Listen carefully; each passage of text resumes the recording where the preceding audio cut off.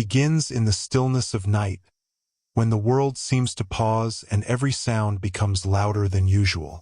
You lie there, staring at the ceiling, trying to convince yourself that sleep will come if you just wait long enough.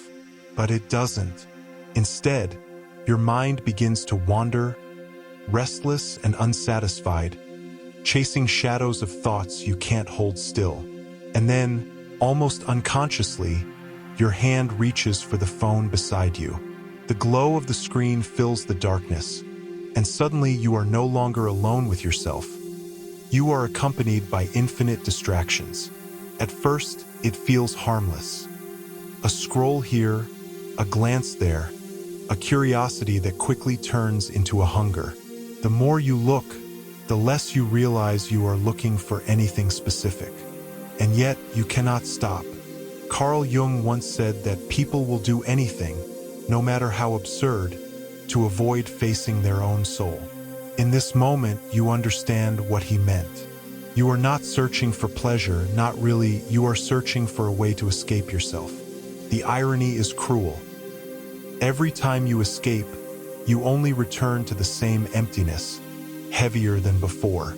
The climax fades, the images vanish, and what remains is silence, sharper than the silence you were trying to escape. And in that silence, a question arises, one you are too afraid to answer. What am I really searching for? Desire is a trickster. It enters wearing the mask of lust, convincing you that what you want is the body on the screen, the fantasy within reach, the instant satisfaction waiting for you just a tap away. But if you strip away the mask, what remains is not lust at all. It is loneliness. You are not chasing them, those endless faces and bodies. You are running from yourself. The phone becomes a mirror, reflecting everything you think you lack. Every image screams at you. You are incomplete. You are unworthy. You are missing something vital. And the more you consume, the smaller you feel. You call it freedom, you call it choice, but deep down you know it feels like compulsion. Jung would describe it as projection. The parts of your unlived life, the rejected self, projected outward onto others so you can chase them instead of confronting yourself.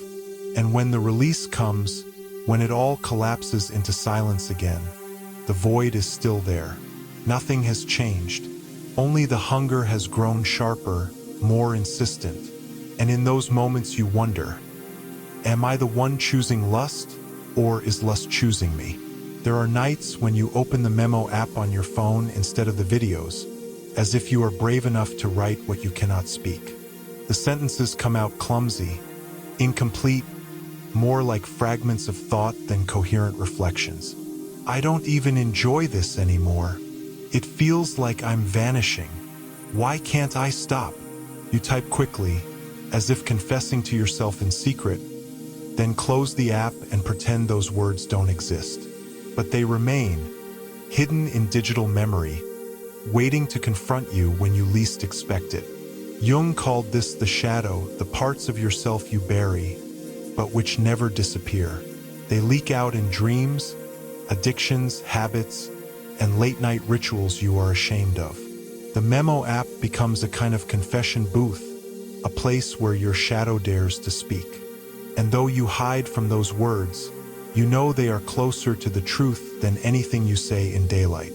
The shadow, contrary to fear, is not your enemy. It is your unacknowledged ally showing you what you have abandoned. Every surge of lust is not temptation from outside. It is your shadow knocking, demanding to be seen. That is why it feels so relentless, why it haunts you even when you swear you're done.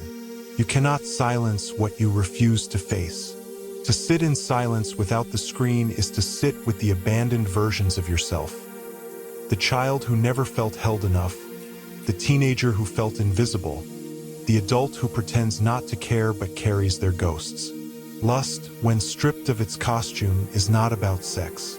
It is about reunion with the fragments of your soul you have tried to exile. Until you look directly at the shadow, until you accept it rather than run from it, you will remain caught in the same cycle. Hunger, distraction, release, emptiness. Have you noticed how quickly the rush evaporates? The body trembles with anticipation. The tension builds, the release comes, and then nothing. Silence.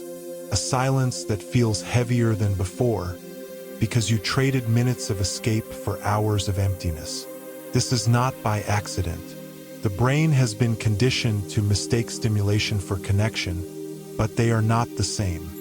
What you are starving for is intimacy, but you keep feeding yourself with fantasy.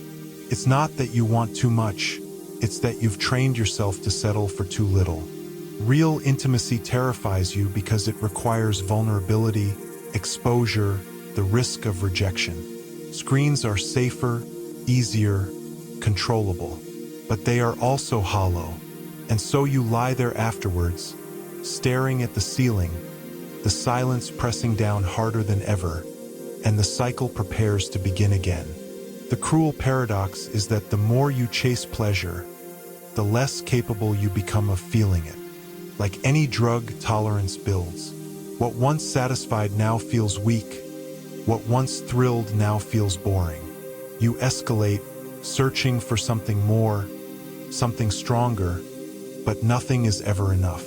This is the brain's betrayal. Dopamine surges with novelty, but with every repetition the high shrinks.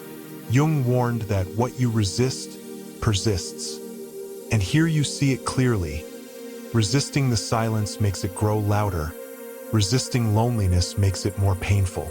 You drown it in stimulation, but each wave leaves you thirstier than before. And so you build an addiction not to pleasure, but to the chase itself, the endless cycle of wanting what will never satisfy. There is another layer beneath the hunger, one most people never dare to acknowledge. It is not lust at all, it is grief.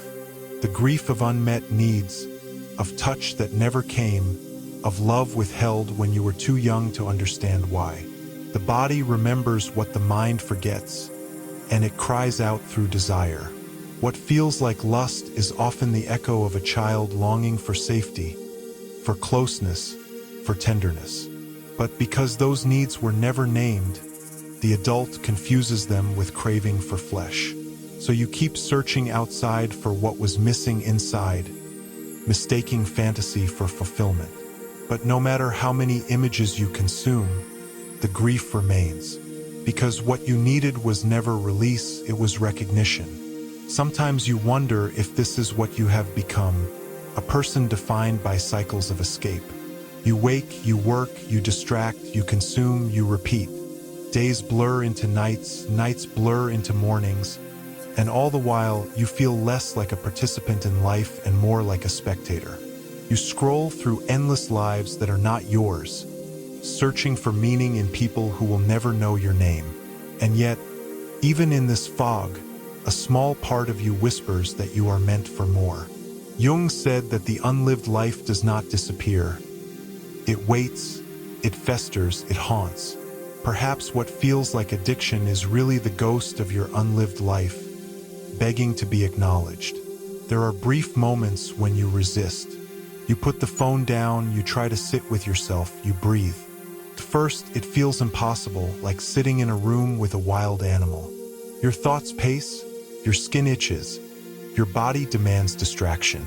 But if you endure, if you wait long enough, something shifts.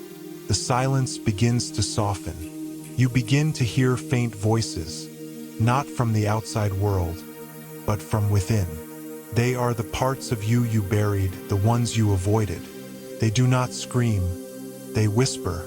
And if you listen closely, you realize they are not here to destroy you. They are here to tell you the truth. The truth is this: you are not broken. You are not doomed.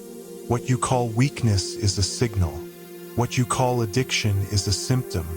Your hunger is not for lust. It is for connection, meaning, wholeness. Jung believed that the task of life is individuation, the integration of all parts of the self, even the shadow. Every time you avoid your loneliness, you delay this integration. But every time you face it, even for a moment, you move closer to wholeness. The phone cannot give you this. The images cannot give you this. Only you can. And yet, healing is not as simple as putting the phone away. It requires courage, the courage to sit in silence, to confront the shadow, to feel the grief without numbing it. It means admitting that what you sought outside was always inside. It means forgiving yourself for all the times you ran, for all the nights you gave in, for all the mornings you woke with regret. Because shame only feeds the cycle. Compassion breaks it. Jung said that one does not become enlightened by imagining figures of light, but by making the darkness conscious. To heal, you must look directly at the darkness within you and call it by its true name. Not evil, not weakness, but woundedness. Imagine if, instead of reaching for your phone, you reached for your notebook. Instead of drowning the silence, you entered it. You wrote what you felt, even if it made no sense, even if it terrified you. Over time, those words would become a map. They would show you patterns, reveal truths, connect dots you never saw before. The notebook would become your mirror, not the deceptive mirror of a screen, but the honest mirror of your own soul. And in those pages, you might begin to see that what you thought was lust was always a cry for something deeper. Belonging, intimacy, meaning. Healing does not mean the hunger disappears. It means you learn to read it differently. Where once you saw lust, now you see loneliness. Where once you saw compulsion, now you see a call to attention. The hunger becomes less of an enemy and more of a teacher. It reminds you that you are still alive, still searching, still capable of longing. And longing, when directed inward, becomes a compass toward wholeness. The journey is not easy. There will be nights when the screen wins, when the cycle repeats, when you feel like you are back at the beginning. But you are not. Every moment of awareness is progress. Every refusal to numb yourself is victory. Healing is not a straight line. It is a spiral. You will revisit the same places, but each time with deeper understanding, with greater strength. And slowly, the silence you once feared becomes less terrifying. Slowly, you begin to find comfort in your own presence. And so you arrive at a truth that feels both simple and profound. What you were searching for was never out there. Not in the faces on the screen, not in the fantasies that faded, not in the endless chase. It was always within you. The shadow you ignored, the child you abandoned, the self you forgot. The hunger was not for pleasure, but for wholeness. And when you begin to face yourself, not as an enemy, but as a companion, you discover that the silence is not empty after all. It is full, full of all the pieces of you waiting to return.